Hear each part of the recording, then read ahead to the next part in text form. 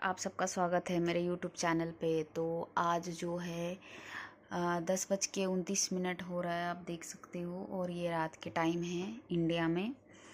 और आज हम स्पेक्ट्रम स्टार्ट करने वाले हैं, आधुनिक भारत का इतिहास। और ये जो मतलब मैं कहाँ से पढ़ रही हूँ, जैसे कि हमें कोई भी सब्जेक्ट पढ़नी होती है या कोई भी टॉपिक पढ़नी होती है, हम YouTube में सर्च करते हैं आराम से और हम पढ़ लेते हैं। ये कितने लेक्चर हैं मैं बताना चाहूँगी। 30 एक सेकेंड, हाँ यस 28 लेक्चर हैं और ये कंप्लीट हो चुकी हैं स्पेक्ट्रम। तो इसको आज से हम स्टार्ट करते हैं। डेली 1 लेक्चर कंप्लीट करेंगे और आज की जो लेक्चर है 1 घंटे 5 मिनट 24 सेकंड का है। और ये रही बुक। मैं बुक इसलिए साथ में लेके बैठी हूँ क्योंकि देख लेते हैं कि किस तरह से पढ़ना है। और जैसे कि आप लोग सोच रहे होंगे एनसीईआरटी पहले कंप्लीट हुई या नहीं हुई।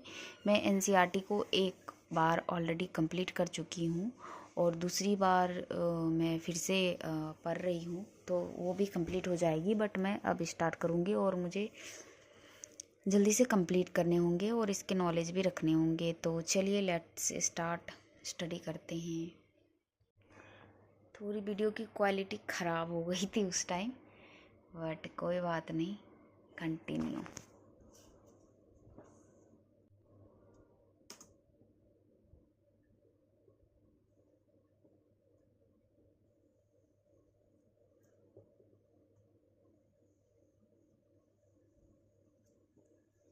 हम इस सर से स्पेक्ट्रम कंप्लीट करेंगे क्योंकि ये सर भी बहुत अच्छे से बताते हैं। तो जो भी बच्चों को पढ़ने हैं तो आप यहाँ से पढ़ सकते हो। आपको इसी प्रकार की इन्फॉर्मेशन वाली वीडियो मिलेगी हमारे यूट्यूब चैनल पे, तो प्लीज़ आप जाओ सर्च करो मेरे ऑल अबाउट यूपीएससी चैनल को और वहाँ से विजिट करके जो भी इन्फॉर्मेशन चाहिए आप ले सकते हो। कमेंट में आपको किसी भी प्रकार नोट्स कैसे बनाते हैं, किस तरह से नोट्स बनाना चाहिए एनसीईआरटी का, ये सारी चीज़ें मैं आपके साथ शेयर कर चुकी हूँ। तो अगर आपको इसमें भी कोई इन्फॉर्मेशन चाहिए तो आपको ज़रूर मिलेगी। तो हम चलिए स्टार्ट करते हैं पढ़ाई को। पहले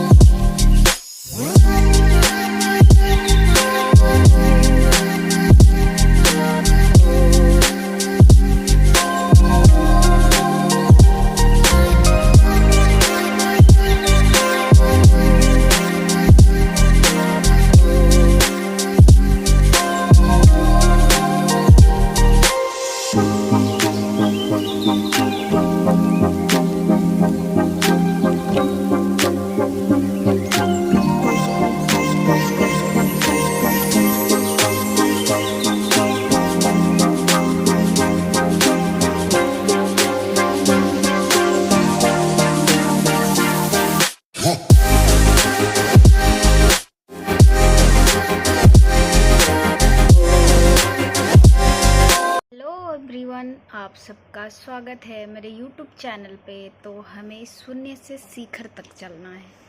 तो शून्य से शिखर तक हम कैसे चलते हैं। तो चलिए हम बात करते हैं आज कि हम जो आधुनिक इतिहास, आधुनिक भारत का इतिहास जो हमने स्टार्ट किया है, तो हम उसी के बारे में बात करेंगे कि हमने किस प्रकार से नोट्स बनाए हैं और हम क्या क्या पढ़े लिखे हैं। तो ये सारी चीज़ों को आज हम एक्सप्लेन करने वाले हैं।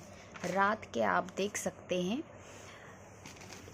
1:08 हो रहा है और ये क्या नौबत आई कि इस रात में हमको वीडियो बनाना पड़ रहा है, क्योंकि मैं दिन भर नहीं फ्री थी आज और वीडियो शूट नहीं कर पाई थी और अभी मेरा कंप्लीट हुआ है। तो हमने सोचा क्यों ना हम इन चीज़ों को शेयर कर दें कि हाँ मतलब आज हमने क्या पढ़ा है, तो कौन सा चैप्टर स्टार्ट किया है, तो इसके बारे में हम चलिए बात करते हैं। क्लास 1 था और ये आधुनिक भारत का इतिहास है।